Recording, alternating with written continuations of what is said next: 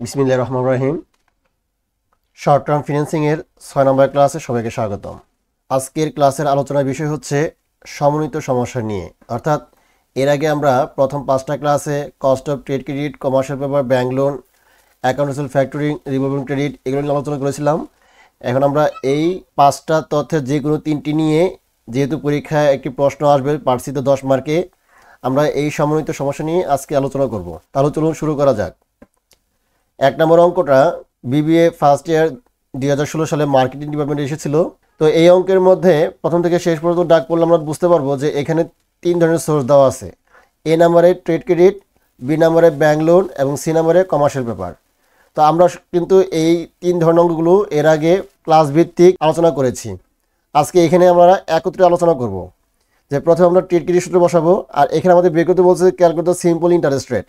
এখানে কিন্তু effective interest rate বা চক্রবৃদ্ধি সুদ অনুযায়ী ইআর বের করতে বলে নাই, শুধুমাত্র আমাদের সিম্পল ইন্টারেস্ট মেথডে এপিআর নির্ণয় করব এবং which alternative should be selected, এবং 3টি সোর্সের কস্ট বের করে দেখতে হবে সবচেয়ে খরচ কোনটা কম সেটা আমাদের সিলেক্ট করতে হবে, অর্থাৎ নির্বাচন করতে হবে। তাহলে সর্বপ্রথম আমাদের এই নাম্বারে ছিল ট্রেড ক্রেডিট, তাহলে আমাদের বের করবো এই নাম্বারে কস্ট অফ ট্রেড ক্রেডিট, অর্থাৎ ব্যবসায়ী ঋণের ব্যয় নির্ণয় করবো। তাহলে আমাদের এখানে শর্ত ছিল 230 নিট 90, তাহলে আমাদের এখানে সিডিআর মান হবে 2, ডিপির মান হবে 30 এবং সিপির মান হবে আমাদের 90। তাহলে আমাদের এই মানগুলো এই সূত্রের মধ্যে বসিয়ে ক্যালকুলেশন করে দিলে কিন্তু আমাদের এই কস্ট অফ ট্রেড ক্রেডিটের সরল সূত্র অনুযায়ী এপিআর মান বের হয়ে যাবে 12.24%। আশা করি আপনারা সবাই এই কস্ট অফ ট্রেড ক্রেডিটের এপিআর মানটা বের করা বুঝতে পেরেছেন। এরপর আমাদের বি নাম্বারে বলছে ব্যাংক লোন।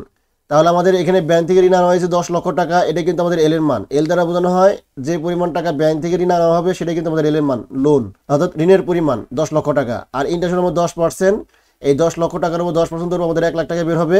আর এখানে কম্পেনসেটিং ভ্যালু দেওয়া হলো 20%, আর এই 10 লক্ষ টাকার উপর 20% ধরলে আমাদের আসবে 2 লক্ষ টাকা।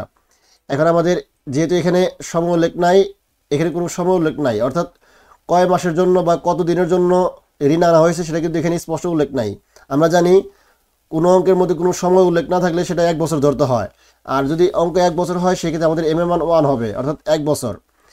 এই ক্ষেত্রে আমাদের এই মানগুলো এই এপিআর এর যে সূত্র ছিল, অর্থাৎ কস্ট অফ ব্যাংক লোনের এই সূত্রটার মধ্যে বসিয়ে মান বসে ক্যালকুলেশন দিলে কিন্তু আমাদের এই 12.50% বের হয়ে যাবে। আর এই অঙ্কে কিন্তু আমাদের ইন্টারেস্ট বাদ যায় নাই, কারণ এখানে কিন্তু ইন্টারেস্ট অগ্রিম দেওয়া হয় নাই। যদি এখানে ইন্টারেস্ট অগ্রিম দেওয়া হইতো তখন কিন্তু আমাদের এই সিবি থেকে মাইনাস আয় বাদ যাইতো। যেহেতু এই অঙ্কের মধ্যে ইন্টারেস্ট অগ্রিম দেওয়া হয় নাই, এই জন্য আমাদের এখানে আয় বাদ দিতে হয় নাই। আশা করি আপনারা সবাই এই কস্ট অফ ব্যাংক লোনের এপিআর মানটা বের করে বুঝতে পেরেছেন। এরপর আমাদের 3 নম্বর বের করতে বলছে কমার্শিয়াল পেপার। এখানে issue the commercial paper at face value দেওয়া আছে 10 লক্ষ টাকা, ম্যাচুরিটি পিরিয়ড দেওয়া আছে 90 ডেজ এবং সেলস ভ্যালু দেওয়া আছে আমাদের 9,70,000 টাকা এবং কস্ট অফ ইস্যু দেওয়া আছে আমাদের 20,000 টাকা। এটা কিন্তু আমাদের খরচের টাকা দেওয়া আছে, এই জন্য আমাদের এখানে তাহলে আমাদের কস্ট অফ কমার্শিয়াল পেপারের সরল সূত্র অনুযায়ী সূত্র হবে এপিআর সমান উপরে এফবি মাইনাস এনএসবি, নিচে এনএসবি ইন্টু এম ইন্টু 100। আর এফবির মান ছিল আমাদের 10 লক্ষ টাকা, এখানে কিন্তু 10 লক্ষ টাকা দেওয়া ছিল ফেস ভ্যালু, আর সেলস ভ্যালু দেওয়া ছিল 9,70,000 টাকা।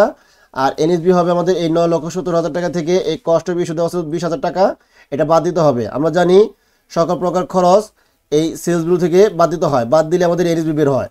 তাহলে আমাদের এনএসবি মান হবে 9,70,000 টাকা থেকে 20,000 বাদ দিলে 9,50,000 টাকা। তাহলে আমাদের ফেস ভ্যালুর মান, এনএসবির মান এবং এম এর মান, আর এম এর মান হবে আমাদের 360কে 90 দিয়ে ভাগ, কারণ এখানে 90 দিনের অঙ্ক, 90 ডেজ, এই জন্য আমাদের এই 360কে 90 দিয়ে ভাগ করলে আমাদের বের হবে 4।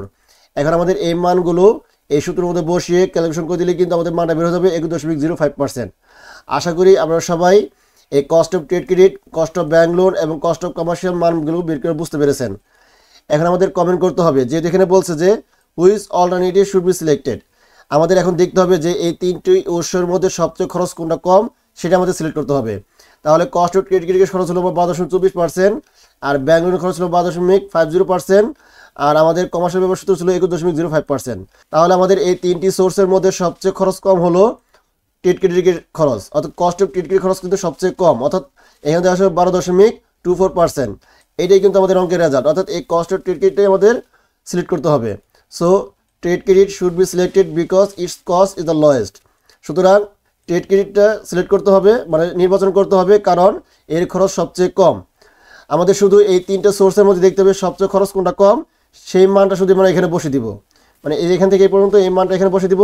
যদি কমার্শিয়াল পেপার হয় তাহলে এখানে কমার্শিয়াল পেপার লিখবো, যদি ব্যাংক লোন হয় তাহলে এখানে ব্যাংক লোন লিখবো, লিখে বাকিগুলো আমাদের ঠিক থাকবে। দেখতে হবে যে আমার সবচেয়ে খরচ কোনটা কম, সেটাই কিন্তু আমাদের অঙ্কের রেজাল্ট। আশা করি আপনারা সবাই এই 1 নম্বর অঙ্কটা বুঝতে পেরেছেন। পরীক্ষায় অর্থাৎ পার্সিতে কিন্তু 10 মার্কে এরকম অঙ্ক থাকবে, অর্থাৎ 3টি সোর্স মিলে একটা অঙ্ক থাকবে।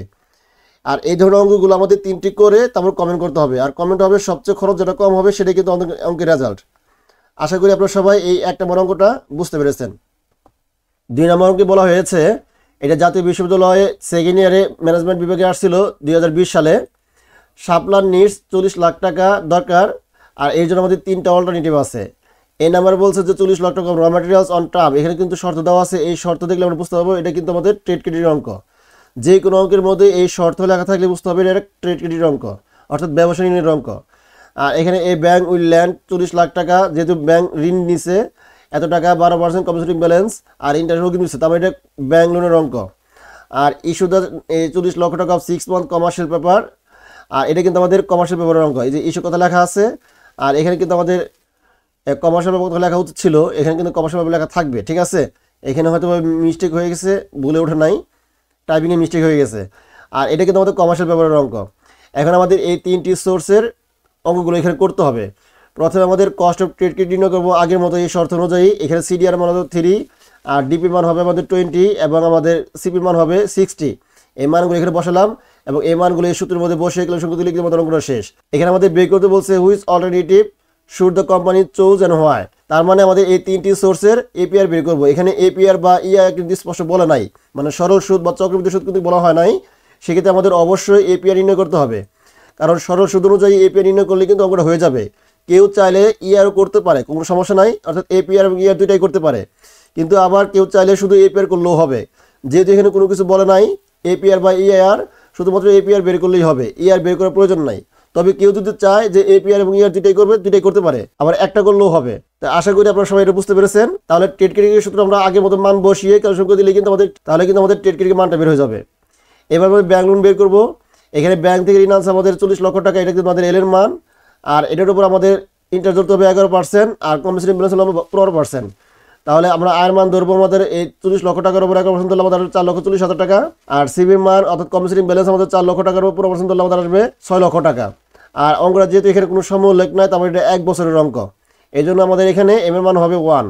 তাহলে এই মানগুলো এই সূত্রের মধ্যে বসিয়ে ক্যালকুলেশন করে দিব। আর এখানে আয় বাদ দেওয়ার কারণ হলো এখানে কিন্তু ইন্টারেস্ট অগ্রিম দেওয়া হয়েছে, এই যে interest is paid in advance, interest অগ্রিম প্রদান করা হয়েছে বিধায় এখানে আয় বাদ দেওয়া হয়েছে। আর 1 নম্বর অঙ্কে কিন্তু আমাদের ইন্টারেস্ট অগ্রিম প্রদান করা হয় নাই, এই জন্য আয় বাদ দেওয়া হয় নাই। আর 2 নম্বর অঙ্কে কিন্তু আমাদের ইন্টারেস্ট অগ্রিম প্রদান করা হয়েছে, অর্থাৎ এই অঙ্কে কিন্তু ইন্টারেস্ট অগ্রিম প্রদান করা হয়েছে, এই জন্য আয় বাদ দেওয়া হয়েছে। অর্থাৎ ইন্টারেস্ট যদি অগ্রিম প্রদান করা হয় তাহলে অবশ্যই আয় বাদ দিতে হবে, আর যদি ইন্টারেস্ট অগ্রিম প্রদান না করে তাহলে কিন্তু আয় বাদ যাবে না। আশা করি আপনারা সবাই এই বি নাম্বারটা বুঝতে পেরেছেন। এবার আমাদের বের করতে হবে কমার্শিয়াল পেপার। এখানে ইস্যু করছে আমাদের 40 লক্ষ টাকা 6 মান্থ কমার্শিয়াল পেপার, আর সেলস বিল দেওয়া আছে আমাদের 37,50,000 টাকা। তাহলে আমাদের এই অঙ্কের মধ্যে ফেস বিল দেওয়া হবে আমাদের 40 লক্ষ টাকা, সেলস বিল হবে 37,50,000 টাকা, আর এখানে ফ্লোটেশন করে দেওয়া হচ্ছে 2%। যেহেতু খরচটা পার্সেন্ট আগে দেওয়া আছে, এই জন্য আমাদের এই খরচটা সবসময় ফেস বিল উপর ধরতে হবে। তাহলে আমাদের এই 40 লক্ষ টাকার উপরে 2% ধরলে আমাদের এফসি মানে কি ফ্লোটেশন কস্ট আমাদের আসবে 80,000 টাকা। তাহলে আমাদের এনএসবির মান বের হবে, সেলস বিল থেকে এই ফ্লোটেশন কস্টের টাকাটা বাদ দিলে আমাদের কিন্তু এনএসবির মানটা বের হয়ে যাবে। অর্থাৎ এই 37,50,000 টাকা থেকে আমি যদি এই 80,000 টাকা বাদ দিই, বাদ দিলে আমাদের বের হবে 36,70,000 টাকা। এটাই কিন্তু আমাদের এনএসবির মান। আর এম এর মান বের হবে আমাদের এই 12কে 6 দিয়ে ভাগ করব, কারণ এখানে 6 মান্থ কথা লেখা আছে, যে দুটো মাসে লেখা আছে এই জন্য 12কে 6 দিয়ে ভাগ করা হয়েছে। যদি এখানে দিন দেখা থাকতো 60 ডেজ বা 90 ডেজ, সেক্ষেত্রে আমাদের 360কে ওই ডেজ দ্বারা ভাগ করতাম। মান্থ থাকলে 12কে ভাগ করব, আর ডেজ থাকলে 360কে ভাগ করব।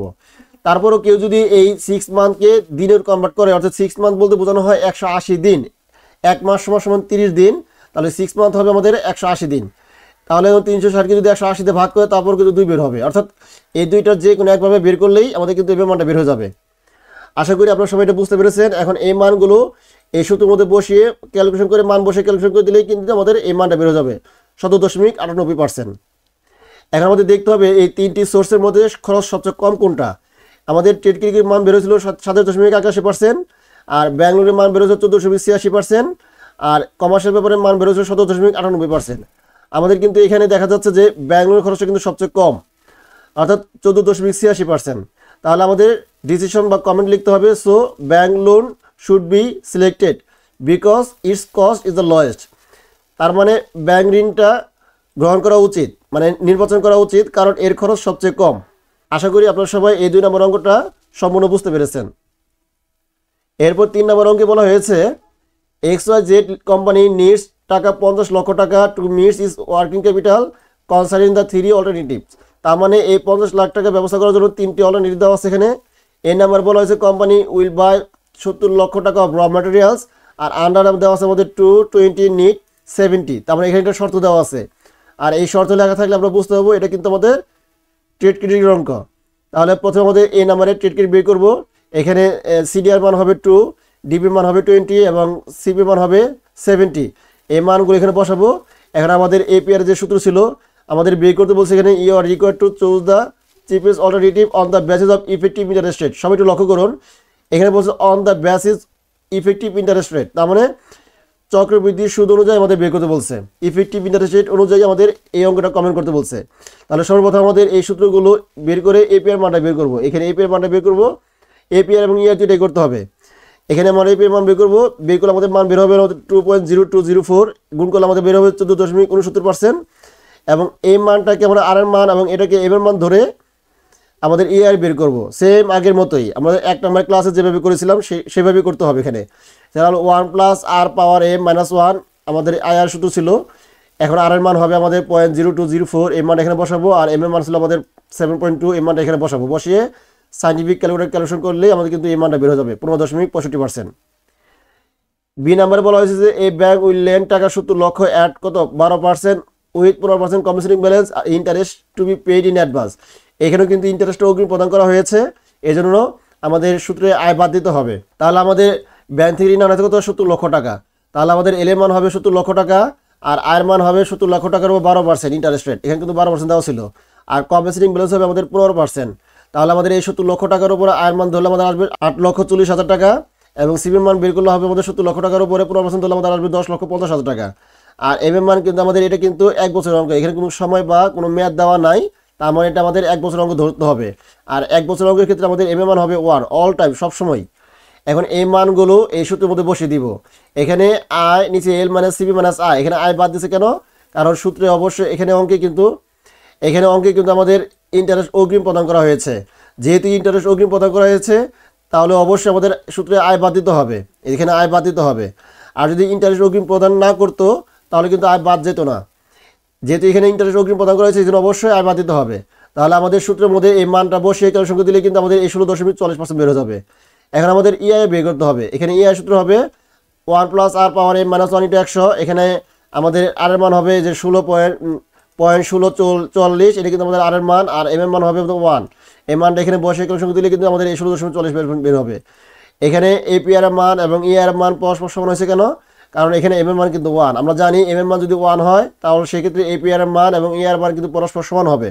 এরপর আমাদের বের করতে হবে 3 নম্বরে commercial paper to issue the commercial paper. এখানে কিন্তু কমার্শিয়াল পেপার কথা লেখা আছে। আমাদের ফেস বিল হলো 70 লক্ষ টাকা, আর নিট সেলস বিল দেওয়া ছিল হলো 66,50,000 টাকা, আর 6 মান্থের অঙ্ক। তার মানে আমাদের আগের মতো বের করবো। এখানে ফেস বিল 70 লক্ষ টাকা, আর নিট সেলস বিল কিন্তু সরাসরি দেওয়া ছিল এনএসবির মান। এখানে কিন্তু এখানে নিট কথা লেখা আছে, নিট সেলস ভ্যালু, তার মানে এটা এনএসবির মান। এনএসবির মান দেওয়া ছিল 66,50,000 টাকা। আর এম এর মান বের করবো আমাদের আগের মতো, যেহেতু এখানে বলা আছে 6 মান্থ, এই জন্য 12কে 6 দ্বারা ভাগ করবো, অথবা 360কে 180 দ্বারা ভাগ করবো। ভাগ করলে আমাদের মান বের হবে 2। এটা কিন্তু আমাদের এম এর মান। এখন এই মানগুলো এই এপিআর যে সূত্র ছিল সেই সূত্রের মধ্যে বসাবো, বসে ক্যালকুলেশন করলেই আমাদের কিন্তু এই 10.52% বের হয়ে যাবে। এরপর আমাদের বের করতে হবে ইআইআর, অর্থাৎ চক্রবৃদ্ধি সূত্র অনুযায়ী ইআই বের করতে হবে। এখানে ইআইআর বা ইএআর পরীক্ষার মধ্যে যে কোনো একটা লিখতে হবে। তাহলে সূত্র হলো 1 প্লাস আর পাওয়ার m মাইনাস 1 ইন্টু 100। এখানে আমাদের আর এর মান হবে যে 0.0526, এটা আর এর মান, আর এম এর মান হবে আমাদের 2। এই মানটা এখানে বসে ক্যালকুলেশন দিলেই আমাদের কিন্তু 10.80% বের হয়ে যাবে। এখন আমাদের দেখতে হবে এই 3টা সোর্সের মধ্যে সবচেয়ে খরচ কোনটা কম। আমাদের ইআর উপর ভিত্তি করে দেখতে হবে। এখানে ইআর এর মান হলো 15.65%, আর এখানে ইআর হলো 16.40%, আর এখানে ইআই হলো 10.80%। আমাদের কিন্তু সবচেয়ে খরচ কম হলো কমার্শিয়াল পেপারের অঙ্ক, কারণ কমার্শিয়াল পেপারের খরচ কিন্তু সবচেয়ে কম। এই জন্য আমাদের কমেন্ট হবে so commercial paper should be selected because it's cost is the lowest. অর্থাৎ কমার্শিয়াল পেপারটা আমাদের গ্রহণ করা উচিত কারণ এর খরচ সবচেয়ে কম। আশা করি আপনারা সবাই এই 3 নম্বর অঙ্কটা বুঝতে পেরেছেন। 4 নম্বর অঙ্কে বলা হয়েছে এখানে এই কোম্পানি নিডস 10 লক্ষ টাকা, এখানে 10 লাখ টাকা প্রয়োজন, এই জন্য 3টা সোর্স দেওয়া আছে। দ্য কোম্পানি ক্যান বাই 10 লক্ষ টাকা অফ ম্যাটেরিয়ালস ইন টার্ম দেওয়া আছে 330 নিট 90। এই শর্ত দেখলে আমরা বুঝতে পারলাম এটা কিন্তু আমাদের ট্রেড ক্রেডিটের অঙ্ক। তাহলে এখানে সিডিআর মান হবে 3 এবং আমাদের ডিপির মান হবে 30 এবং সিপির মান হবে আমাদের 90। তাহলে এই মানগুলো এই যে এপিআর যে সূত্র ছিল সেই সূত্রের মধ্যে বসিয়ে ক্যালকুলেশন করে দিলে কিন্তু আমাদের এই 8.54% হয়ে যাবে। আর এই অঙ্কের মধ্যে কিন্তু আমাদের ইফেক্টিভ ইন্টারেস্ট বের করতে বলছে, এই যে calculate the effective interest rate and which alternative is the best for you and why. এবং এই তিনটি সোর্সের মধ্যে কোনটা তোমার জন্য সবচেয়ে ভালো এবং কেন সেটা আমাদের কমেন্ট করতে বলছে। যেহেতু এখানে ইফেক্টিভ ইন্টারেস্ট রেট বের করতে বলছে এই জন্য আমাদের এপিআর এবং ইআর দুইটাই বের করবো, এতে আমাদের অঙ্ক করতে সুবিধা হবে। তাহলে এখানে আমাদের এপিআর বের করলাম আগের মতো করেই, মান বসে ক্যালকুলেশন দিলে কিন্তু আমাদের এপিআর মান বের হয়ে যাবে। এখন আমাদের ইআর যে সূত্র ছিল সেই সূত্রটা বসাবে এখানে। তাহলে এখানে আমরা আর এর মান হবে যে 0.0309, এই মানটা আমাদের আর এর মান, আর এই 6 কিন্তু আমাদের এম এর মান। এই মানটা এখানে বসিয়ে ক্যালকুলেশন দিলে কিন্তু আমাদের 20% বের হয়ে যাবে। এগুলো সেম আগের মতোই, সব অঙ্ক কিন্তু একই রকম। এরপর আমাদের 2 নম্বরে ছিল ব্যাংক লোন। আমাদের ব্যাংক থেকে ঋণ আছে 10 লক্ষ টাকা, এটা কিন্তু আমাদের এল এর মান, আর 13% ইন্টারেস্ট রেট আর 20% কমিশনিং ব্যালেন্স। আর ইন্টারেস্ট কিন্তু আমাদের এখানে অগ্রিম প্রদান করা হয়েছে, যে interest is paid in advance. Interest কিন্তু অগ্রিম প্রদান করা হয়েছে, এই জন্য আমাদের সূত্রে আয় বাদ দিতে হবে। তাহলে আমাদের সূত্র আগের মধ্যে করবো। তাহলে এল এর মান হবে 10 লক্ষ টাকা আর আয় মান হবে এই 10 লক্ষ টাকা 13%, ইন্টারেস্ট কিন্তু আমার 13% ছিল, আর কমিশনিং ব্যালেন্স হবে 10 লক্ষ টাকার 20%। তাহলে 1,30,000 টাকা 2 লক্ষ টাকা। আর অঙ্কে কিন্তু কোনো মেয়াদ বা সময় দেওয়া নাই, এই অঙ্কে কিন্তু কোনো মেয়াদ বা সময় উল্লেখ নাই, মানে কত দিনের জন্য বা কত মাসের জন্য সেটা কিন্তু এখানে উল্লেখ নাই। আমরা জানি কোনো অঙ্কের মধ্যে কোনো সময় বা মেয়াদ উল্লেখ না থাকলে তাহলে সেটা অবশ্যই 1 বছর অঙ্ক ধরতে হবে। তাহলে এম এর মান হবে 1, আর 1 বছর অঙ্ক বলতে 360কে 360 দিয়ে ভাগ, মানে এম এর মান 1 হবে। তাহলে এই মানগুলো এই সূত্রের মধ্যে বসিয়ে ক্যালকুলেশন করে দিব। এখানে সূত্র হবে আয় নিচে এল মাইনাস সিবি মাইনাস আয়। এখানে আয় বাদ দিচ্ছে কেন? এখানে ইন্টারেস্ট অগ্রিম প্রদান করা হয়েছে বিধায় আয় বাদ দেওয়া হয়েছে, যে interest is paid in advance. Interest অগ্রিম প্রদান করা হয়েছে বলে এখানে আয় বাদ দেওয়া হয়েছে। যদি এখানে ইন্টারেস্ট অগ্রিম প্রদান না করতো তাহলে কিন্তু আয় বাদ যাইতো না। এখন আমাদের এই মানগুলো এই সূত্রে বসে ক্যালকুলেশন করে দিলে আমাদের মান বের হয়ে যাবে 19.40%। এটাই কিন্তু আমাদের এপিআর এর মান।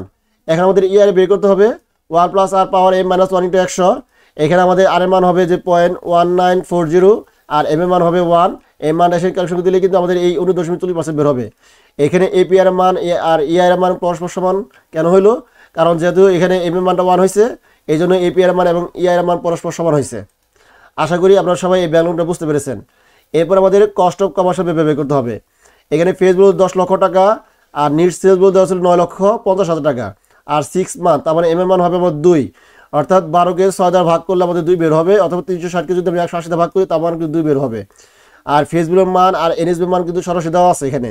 এই যে ফেস ভ্যালু 10 লক্ষ টাকা আর নিট সেলস ভ্যালু, এখানে কোথাও নিট সেলস ভ্যালু লেখা আছে, যে নিট সেলস ভ্যালু দেওয়া আছে 9,50,000 টাকা, তার মানে এনএসবি মান কিন্তু সরাসরি দেওয়া আছে। এখন এই মানগুলো আমাদের কমার্শিয়াল পেপারে যে এপিআর এর সূত্র ছিল সেই সূত্রের মধ্যে মানটা বসিয়ে ক্যালকুলেশন করে দিলে কিন্তু আমাদের এই 10.52% বের হয়ে যাবে। এরপর আমাদের চক্রবৃদ্ধি সূত্র অনুযায়ী ইআই বের করতে হবে। আমাদের ইআই সূত্র ছিল 1 প্লাস আর পাওয়ার m মাইনাস 1 ইন্টু 100। এখন আমাদের এই আর এর মান 0.0526, এই মানটা বসাবো, আর এম এর মান 2 ধরবো, 2 ধরে মান বসে ক্যালকুলেশন করে দিলেই 10.80% বের হয়ে যাবে। আশা করি আপনাদের সবাই এই তিনটি সোর্সের কস্টের মান বের করে বুঝতে পেরেছেন। এখন আমাদের ইফেক্টিভ ইন্টারেস্ট রেট বা চক্রবৃদ্ধি সুদের উপর ভিত্তি করে আমাদের কমেন্ট করতে হবে। আমাদের ইআই তাহলে ট্রেড ক্রেডিটের ইআই হলো আমাদের 20%, আর ব্যাংক লোনের ইআই হলো আমাদের 19.40%, আর কমার্শিয়াল পেপারের ইআই হলো আমাদের 10.80%। এই তিনটি সোর্সের মধ্যে সবচেয়ে খরচ কম হলো আমাদের কমার্শিয়াল পেপারের। তাহলে আমাদের উত্তরটা কিন্তু কমার্শিয়াল পেপার হবে। So commercial paper should be selected because it's cost is the lowest. অর্থাৎ বাণিজ্যিক পেপার আমাদের গ্রহণ করা উচিত কারণ এর খরচ সবচেয়ে কম। কারণ এখানে কিন্তু খরচ কিন্তু 10.80%, সবচেয়ে কম। এই তিনটের মধ্যে সবচেয়ে কম হলো এই 10.80%। এটি আমাদের সিলেক্ট করতে হবে এই কমার্শিয়াল পেপারটাই। আশা করি আপনারা সবাই এই 4 নম্বর অঙ্কটা বুঝতে পেরেছেন। 5 নম্বর অঙ্কে বলা হয়েছে এখানে আমাদের 9 লক্ষ টাকা দরকার। এই 9 লক্ষ টাকার জন্য আমাদের 3টি অল্টারনেটিভ সোর্স দেওয়া আছে। তাহলে এই নাম্বার দেওয়া আছে আমাদের 9 লক্ষ টাকা র ম্যাটেরিয়ালস 2.5, তারপর দেওয়া আছে 20 এবং নিট দেওয়া আছে 60। তার মানে এই শর্ত দেখলে বুঝতে পারলাম এটা কিন্তু আমাদের কস্ট অফ ট্রেড ক্রেডিট অঙ্ক, অর্থাৎ ট্রেড ক্রেডিট অঙ্ক দেখে বুঝতে পারলাম, মানে এই শর্ত দেখে বুঝতে পারলাম এটা কিন্তু আমাদের ট্রেড ক্রেডিট অঙ্ক। এই জন্য এই নাম্বার আমাদের কস্ট অফ ট্রেড ক্রেডিট বের করতে হবে। তাহলে এখানে আমাদের বের করতে বলছে what alternative is the best and why, মানে এখানে হোয়াট হবে না হুইচ হবে, মানে which alternative is the best and why, মানে এই তিনটি সোর্সের মধ্যে কোনটা গ্রহণ করা উচিত এবং কেন এটা আমাদের বের করতে বলছে। এখানে কিন্তু এপিআর বা ইআইআর অর্থাৎ সরল সুদ বা চক্রবৃদ্ধি সুদ কোনো কিছু বলা নাই। যেহেতু শুধু কমেন্ট করতে বলছে এই জন্য আমাদের শুধু এপিআর বের করলে হবে, কেউ চাইলে ইয়ার বের করতে পারে, কোনো সমস্যা নাই। আর কেউ চাইলে শুধুমাত্র এপিআর বের করলেও হবে। এই জন্য এখানে আমি শুধু এপিআর বের করে দেখে দিছি। আপনারা কেউ চাইলে এপিআর এবং ইয়ার দুইটা বের করতে পারেন, কোনো সমস্যা হবে না। পরীক্ষায় যেহেতু সময় সাপেক্ষ ব্যাপার, শুধু এপিআর বের করলেও আমাদের কিন্তু ফুল মার্ক পাওয়া যাবে। তাহলে এখানে আমাদের কস্ট অফ ক্রেডিটের সূত্র আগের মধ্যে বের করবো, এপিআর সাথে বসাবো। আর এখানে আমাদের সিডিআর মান দেওয়া আছে 2.5, আর ডিপি মান হবে আমাদের 20, এবং আমাদের সিপি মান হবে 60। এই মানগুলো এখানে বসিয়ে এবং এই সূত্র বসাবো। এপিআর যে সূত্র ছিল সেই সূত্রের মধ্যে এই মানগুলো বসিয়ে ক্যালকুলেশন করে দিলেই আমাদের কিন্তু 23.04% বের যাবে, সেম আগের মতোই। বি নাম্বার ছিল আমাদের ব্যাঙ্গলোর অঙ্ক, মানে যে এ ব্যাংক উইল ল্যান্ড টাকা 9 লক্ষ অ্যাট 15% ইন্টারেস্ট, আর কম্পেন্সিং ব্যালেন্স ছিল আমাদের 10%, আর ইন্টারেস্ট কিন্তু অগ্রিম প্রদান করা হয়েছে। তার মানে এখানেও কিন্তু আমাদের আয় বাদ দিতে হবে।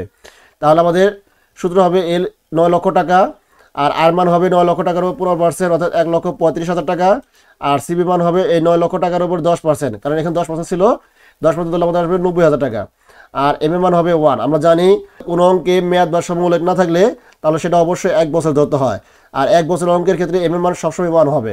তাহলে এম এ মান এখানে 1 হবে। এখন এই মানগুলো এই সূত্রের মধ্যে বসিয়ে মান ক্যালকুলেশন করে দিলেই আমাদের কিন্তু এই 20% বের হয়ে যাবে। আশা করি আপনারা সবাই এই কস্ট অফ ব্যাঙ্গলোরের মানটা বের করা বুঝতে পেরেছেন। এরপর আমাদের সি নাম্বার বলছে to issue the commercial paper, কারণ এটা কমার্শিয়াল পেপার অঙ্ক। ফেসবুক দেওয়া আছে 9 লক্ষ টাকা 4 মান্থ, মানে 4 মাসের জন্য। আর নিট সেলস বিল দেওয়া আছে 8,50,000 টাকা। এখানেও কিন্তু আমাদের নিট সেলস বিল অর্থাৎ এনএসবি মানটাকে সরাসরি বের করে দেওয়া আছে।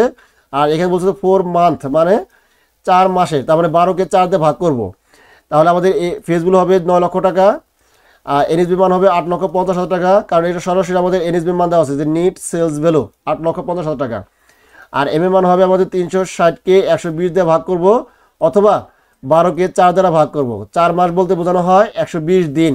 1 মাস সমান 30 দিন হলে 4 মাস হবে 120 দিন। কেউ যদি দিনে রূপান্তর করে 360কে দিন দিয়ে ভাগ করে তা হবে, অথবা সরাসরি 12 মাসকে 4 দিয়ে ভাগ করলেও আমাদের কিন্তু 3 বের হবে।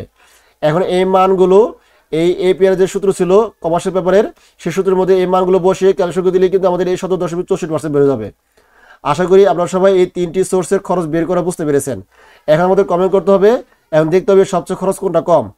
আমাদের টেট কিটের খরচ হলো 23.04%, ব্যাংক লোনের খরচ হলো 20%, আর কমার্শিয়াল পেপারের খরচ হলো 17.64%। তার মানে এই 3টি সোর্সের মধ্যে দেখা যাচ্ছে যে কমার্শিয়াল পেপারের খরচ কিন্তু সবচেয়ে কম। এই জন্য আমাদের ডিসিশন বা সিদ্ধান্ত হবে, so commercial paper should be selected because it's cost is the lowest. অর্থাৎ বাণিজ্যিক কাগজটা আমাদের গ্রহণ করা উচিত, কারণ এর খরচটা সবচেয়ে কম। কেউ যদি এই কমেন্টটা লিখতে ভুলে যান বা পরীক্ষা যদি না দেন তাহলে কিন্তু 1 মার্কও পাবেন না, কারণ যেহেতু এখানে কমেন্ট করতে বলছে এই জন্য কমেন্টটা আমাদের করতে হবে। এই 3টি সোর্সের খরচ বের করে সবচেয়ে যেটা খরচ কম হবে সেটা আমাদের কমেন্ট। এই কমেন্টটা অবশ্যই আমাদের লিখতে হবে। কমেন্টটা ভুল হলে কিন্তু অঙ্কের মার্ক পাওয়া যাবে না। আশা করি আপনারা সবাই এই 5 নম্বর অঙ্কটা বুঝতে পেরেছেন। এরপর আমাদের 6 নম্বর অঙ্কে বলা হয়েছে AB complex needs working capital 80,000 টাকা। এর জন্য আমাদের 3টি সোর্স দেওয়া আছে, এই নাম্বার দেওয়া আছে, আমাদের এটা শর্ত দেওয়া আছে 220 নিট 80। তার মানে এই শর্ত থেকে বুঝতে পারলাম এটা কিন্তু আমাদের ট্রেড ক্রেডিটের অঙ্ক। যে কোনো অঙ্কের মধ্যে এরকম শর্ত লেখা থাকলে বুঝতে হবে এটা ট্রেড ক্রেডিটের অঙ্ক। তাহলে আমাদের প্রথমে কস্ট অফ ট্রেড ক্রেডিট বের করবো। এখানে সিডিআর মান দেওয়া আছে আমাদের 2, ডিপির মান দেওয়া আছে 20, এবং সিপির মান দেওয়া আছে 80। তাহলে এই মানগুলো আমাদের এপিআর যে সূত্র ছিল সেই সূত্রের মধ্যে মান বসে ক্যালকুলেশন করে দিব, করলে আমাদের 12.24% বের হয়ে যাবে। আর এই অঙ্কের মধ্যে আমাদের ইআর বের করতে হবে, কেননা এখানে বলছে যে requirement calculate the effective interest rate, মানে ইআর বের করতে বলছে। And which alternative should be selected, same আগের মতোই ইআর বের করে আর ইআর মানের উপর ভিত্তি করে আমাদের কমেন্ট করতে বলছে। তাহলে প্রতিটা অঙ্কের অর্থাৎ প্রতিটা সোর্সের আমাদের এপিআর এবং ইআর দুটাই বের করতে হবে। যেহেতু আমাদের এপিআর বের করছে, এপিআর কিন্তু আগের মতোই, এখন ইআর বের করবো, ইআর কিন্তু আগের মতোই। তাহলে এখানে কিন্তু আমাদের আর এর মান হবে 0.0204 আর এম এর মান হবে 6। তাহলে ইআর যে সূত্র ছিল সেই সূত্রের মধ্যে এই মানটা বসে ক্যালকুলেশন করে দেবো, আমাদের কিন্তু এই 12.88% বেড়ে যাবে। আশা করি আপনারা সবাই এই নাম্বারটা বুঝতে পেরেছেন। বি নাম্বার বলা হয়েছে to borrow from a bank, অর্থাৎ ব্যাংক থেকে ঋণ আনা হয়েছে 12% সুদে আর 60 দিনের জন্য, আর ব্যাংক রিকভারি কম্পেনসেশন ব্যালেন্স হলো 20%। ডিসকাউন্ট বেসিস বলতে বোঝানো হয় ইন্টারেস্ট অগ্রিম প্রদান করা, অর্থাৎ ইন্টারেস্ট অগ্রিম প্রদান করা যে কথা আর ডিসকাউন্ট বেসিস একই কথা। আর 60 দিনের জন্য ঋণ আনা হয়েছে, আর 60 দিনের জন্য ঋণ আনা হয়েছে। তাহলে আমাদের এপিআর মান হবে, এখানে আমি পি উল্লেখ করছি, কেউ যদি এখানে এল লেখে তাও হবে, অর্থাৎ পি বা এল দিয়েও করলে হবে। এর আগে যতগুলো অঙ্ক করেছি আমরা সেখানে কিন্তু আমরা এল লিখছিলাম, আর এখানে পি লিখছি। আপনার ইচ্ছা করলে এখানে এল বা পি যে কোনো একটা লিখতে পারবেন, সমস্যা নাই। তাহলে এখানে পি এর মান হবে 80,000 টাকা, আর এম এর মান হবে 360কে আমাদের 60 দিয়ে ভাগ করবো, আমাদের 6 বের হবে। আর ইন্টারেস্ট কিন্তু আমাদের এই 60 দিনে সুদ বের করতে হবে। তাহলে 80,000 টাকার উপরে 12% করলে আমাদের টানা মতো ভাগ করবো, অর্থাৎ 6 দিয়ে ভাগ করলে আমাদের কিন্তু 60 দিনে সুদ বের হয়ে যাবে 1600 টাকা। আর সিপি মান কমিশন বের আমাদের 20% দেওয়া ছিল অঙ্কের মধ্যে, এই যে 20% দেওয়া ছিল। তাহলে এখানে 80,000 টাকার উপর 20% করলে আমাদের 16,000 টাকা আসবে। এখন এই মানগুলো এই সূত্রের মধ্যে বসিয়ে দিব। এখানে আয় বাদ দিচ্ছে কেন? কারণ এই অঙ্কের মধ্যে কিন্তু ডিসকাউন্ট বেসিস কথা লেখা ছিল, আর ডিসকাউন্ট বেসিস কথা লেখা যে কথা আর ইন্টারেস্ট অগ্রিম প্রদান করা একই কথা। আর আমরা জানি ইন্টারেস্ট অগ্রিম প্রদান করলে সূত্রে আয় বাদ দিতে হয়। এই জন্য আমাদের এই সূত্র বসে মান বসে দিব, তারপর ক্যালকুলেশন করবো। ক্যালকুলেশন করলে কিন্তু আমাদের কিন্তু এই মানটা বের হয়ে যাবে, অর্থাৎ 15.36% বের হয়ে যাবে। আর এখানে এ পির জায়গায় এল বা পি যে কোনো একটা লিখলেই হবে। পরীক্ষার মধ্যে আমরা এল লিখলেও হবে, পি লিখলেও হবে, সমস্যা নাই। তারপর আমরা আগের মতো ই আর সূত্রে বসাবো 1 + r পাওয়ার m - 1 × 100। এখানে কিন্তু আমাদের আর এর মান হবে 0.0256, এম মান এখানে বসাবো, আর এম এর মান হবে 6টা এখানে বসাবো। বসে ক্যালকুলেশন করে দিলে কিন্তু আমাদের এই 16.38% বেরো যাবে। আশা করি আপনারা সবাই এই কস্ট অফ ব্যাংলোরিংয়ের এপিআর এবং ইয়ার মান বের করে বুঝতে পেরেছেন। এবার আমাদের কমার্শিয়াল পেপার বের করবো। কমার্শিয়াল পেপার অঙ্কটা সেম আগের মতোই। এখানে আমাদের কমার্শিয়াল পেপার 90 ডেজ, আর ফেসবুক দেওয়া আছে 80,000 টাকা, 3% ডিসকাউন্টে বিক্রি করছে, আর রেটিং চার্জ দেওয়া আছে 5%, আর স্টাফ ডেজ 1%। এগুলো খরচ, এই দুটো কিন্তু আমাদের খরচের রেট দেওয়া আছে। তাহলে সর্বপ্রথম আমাদের কি লিখতে হবে? এখানে ফেসবুক 80,000 টাকা, আর সেলসবুল লাগবে এই 80,000 টাকা 3% ডিসকাউন্টে, কারণ এই ডিসকাউন্টে বিক্রি করছে। ডিসকাউন্ট এই যে টু ইস্যু মানে ডিসকাউন্টে বিক্রি করা, এই কোম্পানি ইস্যু মানে বিক্রি করা। তার মানে 80,000 টাকা ফেসবুকে এই 80,000 টাকা থেকে আরও 3% কমে দামে কী করছে? বিক্রি করছে। তার মানে এই 80,000 টাকার উপরে 3% করে আমরা বিক্রি করবো। বিক্রি করলে আমাদের কিন্তু সেলস বিলের মানটা বের হয়ে যাবে। এই 80,000 টাকার উপর 3% করলে আমাদের আসবে 2,400 টাকা। এখন এই 80,000 টাকা থেকে 2,400 বাদ দিলে আমাদের আসবে 77,600 টাকা। এটা কিন্তু আমাদের এসবির মান। এবার আমাদের টিসি বের করতে, টিসি মানে টোটাল কস্ট বোঝানো হয়। তাহলে আমাদের খরচ দেওয়া ছিল একটা 1% আর হলো 0.50%। এখন এই 0.50% আর 1% যোগ করলে আমাদের আসবে 1.50%। তাহলে আমাদের সরাসরি এই 80,000 টাকার উপরে যে 1.50% করলে আমাদের বের হবে 1200 টাকা। এটা কিন্তু টোটাল খরচ বেড়ে গেছে, কারণ এখানে আমি কিন্তু পার্সেন্ট যোগ করে দিছি। এই খরচ আর এই খরচ কিন্তু একসাথে যোগ করে নামে দিছি। কেউ যদি আলাদা আলাদা বের করে যোগ করে দেন তাও হবে। তাহলে এখানে 0.50% আর 1% মানে যোগ করলে কত হবে? 1.50%। তাহলে এই 80,000 টাকার আমরা জানি সকল প্রকার খরচ 5% আকার থাকলে সেটা ফেসবুক ধরতে হয়। আর এই অঙ্কে ফেসবুক ছিল 80,000 টাকা, এই 80,000 টাকার উপরে 1.5% ধরলে আমাদের বের হবে 1200 টাকা। এটা কিন্তু আমাদের টিসির মান, অর্থাৎ টোটাল কস্ট। এখন এই সেলস বিলের টাকা থেকে এই টোটাল কস্ট বাদ দিব। তাহলে সেলস বিল ছিল আমাদের 77,600, আর খরচ ছিল আমাদের 1200 টাকা। এখন এই 77,600 টাকা থেকে এই 1200 বাদ দিলে আমাদের বের হবে 76,400 টাকা। এটা কিন্তু আমাদের এনএসবির মান। আর এম এর মান কিন্তু আমাদের আগের মতো 360 কে 90 ভাগ করলে আমাদের বের হবে 4। এখন এই মানগুলো এই এপিআর যে সূত্র ছিল কমার্শিয়াল পেপারের, সেই সূত্রের মধ্যে এই মানটা বসে ক্যালকুলেশন দিলে আমাদের মান বের হবে 8.84%। আর তারপর আমাদের ইআই বের করতে হবে। এখানে ইআই সূত্র আগেরটাই 1 + r পাওয়ার m - 1 × 100। এটা মান কোনো পরিবর্তন হবে না। এখানে আর এর মান হবে 0.0471 আর এম এর মান হবে 4। এই মানটা এখানে বসে ক্যালকুলেশন দিলে আমাদের মান বের হবে 20.21%। এখন আমাদের কমেন্ট করতে হবে, যেহেতু কমেন্টটা করতে হবে ইফেক্টিভ ইন্টারেস্ট মেথড অনুসারে। তাহলে cost of trade credit effective ছিল আমাদের 12.88%, ব্যাঙ্গালোর ছিল 16.38% এবং কমার্শিয়াল পেপারের ইআর ছিল আমাদের 20.21%। এখন এখানে এই তিনটির মধ্যে সবচেয়ে খরচ কম হলো আমাদের ট্রেড ক্রেডিট, মানে 12.88%। এটাই কিন্তু আমাদের অঙ্কের রেজাল্ট। তাহলে আমাদের কমেন্ট করতে হবে cost of trade credit should be selected because it's cost is the lowest. এখানে কস্ট লেখা দরকার নাই, শুধু লিখবেন trade credit should be selected because it's cost is the lowest. আশা করি আপনারা সবাই এই 6 নম্বর অঙ্কটা বুঝতে পেরেছেন। পরবর্তী ক্লাস দেখার আমন্ত্রণ জানিয়ে আজকের মধ্যে এখানে শেষ করছি। সবাই ভালো থাকবেন, সুস্থ থাকবেন। আল্লাহ হাফেজ। আসসালামু আলাইকুম।